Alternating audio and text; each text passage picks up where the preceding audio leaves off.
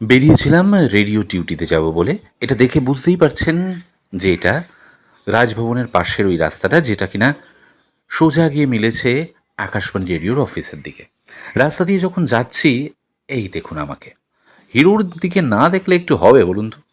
রাস্তা দিয়ে গাড়িগুলো যখন যাচ্ছে, ক্যামেরাটা ওলট পালট এদিক ওদিক করছি।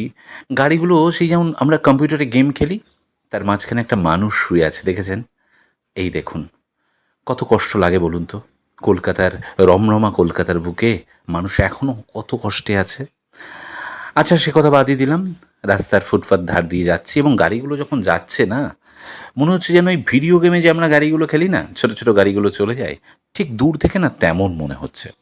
যাই হোক, সব কিছু রেখে অফিসে কাজের উদ্দেশ্যে বেরিয়েছি। আবার একটু হিরোকে দেখে নেওয়া। আসলে হিরোকে দেখতে আপনাদের যেমন মন চায়, আমারও মন চায় যে নিজেকে, এবং সবসময় উচিত জানেন তো, নিজেকে আগে ভালোবাসতে হবে, তারপর আপনি অন্যকে ভালোবাসতে পারবেন। তো সেই জন্য তারপর এই যে ফিতে লাইটগুলো দেখছেন না, এগুলোতে খুব ভালো হয়। এবং আর একটা জিনিস আপনাকে দেখাচ্ছি, ওই যে দূরে দেখছেন একটা হ্যাচাক লাইটের মতো, অর্থাৎ অনেক বড় লাইটের মতো লাইট জ্বলছে, ওটা হচ্ছে ইডেন গার্ডেন।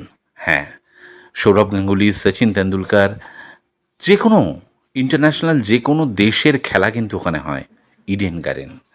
এবং ইডেন গার্ডেনের পাশেই কিন্তু আমাদের আকাশবাণী ভবন, যে ভবন নিয়ে আমরা এত গর্ব করি, এত ভালো লাগে আমাদের, এত কথা লুকিয়ে থাকে। এই দেখুন সেই ভবন।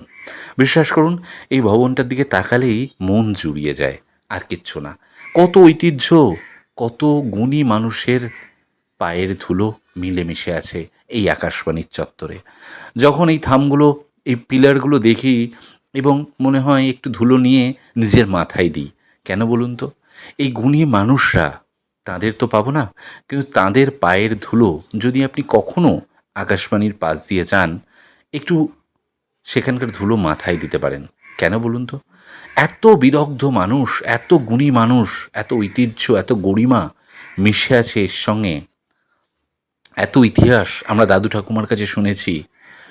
বীরেন্দ্রকৃষ্ণ ভদ্র থেকে শুরু করে গুণী মানুষ কে না এসেছেন এই আকাশবাণী মৈত্রীতে। আর আমি আমি তো একটা ছোট্ট প্রাণী।